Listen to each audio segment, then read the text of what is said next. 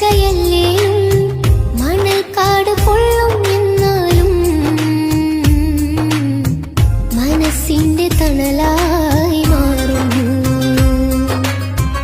മിഴികൾക്ക് കുളിരായി മാറുന്നു. Medina Medina Medina Medina, ഉഹദിന്റെ മടിയിലുറങ്ങുന്നു, ഉമറിന്റെ കഥകൾ പറയുന്നു. ഉഹദിന്റെ മടിയിലുറങ്ങുന്നു, ഉമറിന്റെ കഥകൾ പറയുന്നു.